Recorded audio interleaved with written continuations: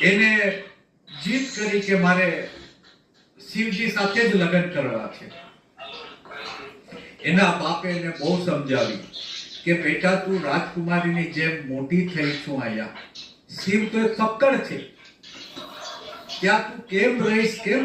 કે નહીં પપ્પા, મારે લગ્ન કરવા છે તો એની સાથે જ કરવા છે.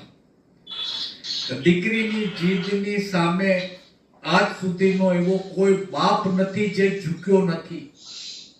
આ દુનિયામાં એવો કોઈ બાપ નથી જે દીકરીની જીદની સામે ઝૂક્યો નથી. એની વાત માની લે છે. શિવ એની બારાત લઈને આવે છે. ઓલા ચર્મમાં અડધું શરીર ખુલ્લું, ઓલા આગળ ભૂત પિશાચ જેવા નાચતા નાચતા આવે છે. એના ગણધરો બધાય ભૂત પિશાચ એ બધાય લોકો. તો શિવ આપણે સતીની માતા હોય છે ને, હિમાલયની પત્ની, એ બારાતને જોઈને બેહોશ થઈ જાય છે. એવું બારાત હતું. બારાત એટલે જાત. લગ્ન થઈ જાય છે, લગ્ન પતી જાય છે, પછી હિમાલય. હવે શિવની સાથે કોઈ વડીલ તો હતું નહીં, કેમ કે શિવ પોતે જ વડીલ હતો. શિવ એટલે ભોલેનાથ, ભગવાન ભોલેનાથ. હિમાલય આવીને શિવને હાથ જોડે છે કે હે ભોલેનાથ, મારી દીકરીને મેં રાજકુમારીની જેમ મોટી કરી છે, બહુ લાડકોડથી મોટી કરી છે, તમે એનું ધ્યાન રાખજો. એક ટાઈમમાં હિમાલય જેવો હિમાલય રોવા માંડે છે. જે આટલો મોટો પહાડ છે, એવી જ રીતે રાજા જનકનો દાખલો છે. રાજા જનક એટલે વૈદેહી કહેવાય. વૈદેહી એટલે શું તમને ખબર છે? તમે સાક્ષી રૂપે બધું જુઓ છો, શરીરમાં છો પણ શરીરમાં નથી. રાજા છે પણ સંત છે. એને દુનિયા સાથે કોઈ લેવા દેવા નહીં. સૂક્ષ્મ બધાય સાક્ષી રૂપે જ બધું જોવાનું. આ મારું છે, આ તારું છે, એવું કાંઈ નહીં. એ વૈદેહી થઈ ગયું. શરીરથી પાર, શરીર સાથે કાંઈ. એ વૈદેહી. એ વૈદેહી જ્યારે સીતાના વિદાયનો સમય આવે છે, ત્યારે રામને કહે છે, હવે જનક રાજાને તો કલ્પના જ નહોતી કે મારી દીકરી વનમાં જશે. જે દીકરીને રાજકુમારીની જે મોટી કરી છે, લાડકોડથી પ્રેમથી રામ પાસે આવે છે, દશરથ પાસે આવે છે કે ભગવાન, મારી દીકરીને મેં બહુ પ્રેમથી મોટી કરી છે. એક ટાઈમમાં રાજા જનક પોતાની દીકરીની આંખની સાથે આંખ નથી મિલાવતા. એ રાજા જનક દશરથને ને રામને કહે છે કે મારી દીકરીને મેં બહુ પ્રેમથી મોટી કરી છે, તમે એનું જતન કરજો, એને ધ્યાન રાખજો, એને તકલીફ નહીં પડવા દેતા. એકાએક રાજા દશરથની નજર એની દીકરી સાથે સામે સામે મળી છે ને રાજા જનકનું રુદન ફૂટી જાય છે. એ દીકરી સાથે આંખ નહોતા મિલાવવા માંગતા, કેમ કે રોવા નહોતા માંગતા. અને રુદન ફૂટી જાય છે તો એના મોઢામાંથી અવાજ આવે છે કે હે ભગવાન, તમે દીકરીનું સર્જન જ શું કામ કર્યું? આ પીડા હતી રાજા જનકની, જે વૈદેહી હતા, જે સાક્ષી રૂપે આખી દુનિયાને જોતા હતા, પણ પોતાની દીકરીની વિદાયમાં એ સાક્ષી રૂપે ન જોઈ શક્યા. આ રાજા જનક. દીકરી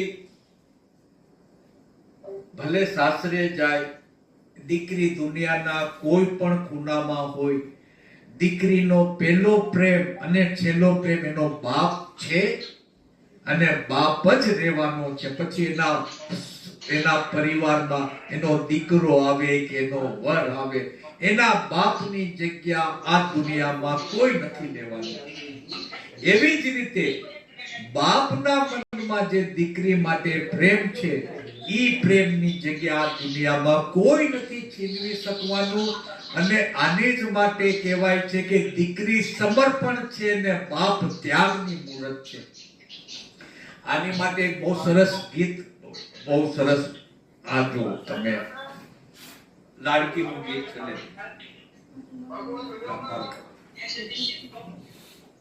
બહુ સરસ ગીત છે. આમાં લાડકી ગીત છે.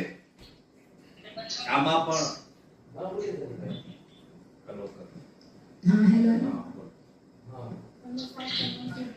डोरी खींची डोरी पल की तूने मोरी मेरे सपनों को मेरे सपनों को झुलाया सारी रात भले बगिया तेरी छोड़ी भले निंदिया तेरी चोरी बस इतनी दिसिया तू रखियो मेरी बात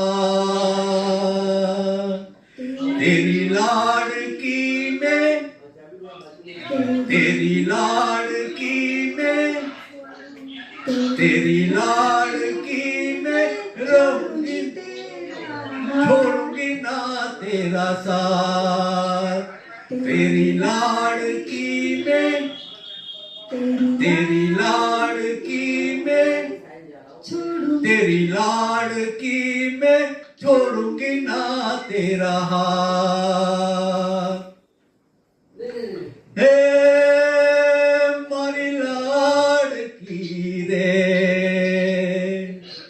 ओ रे ओ परेवड़ा तू काले उड़ी जाज रे ओरे परेवड़ा तू काले उड़ी जाज रे हमारी हाटू रही जाने आज निराश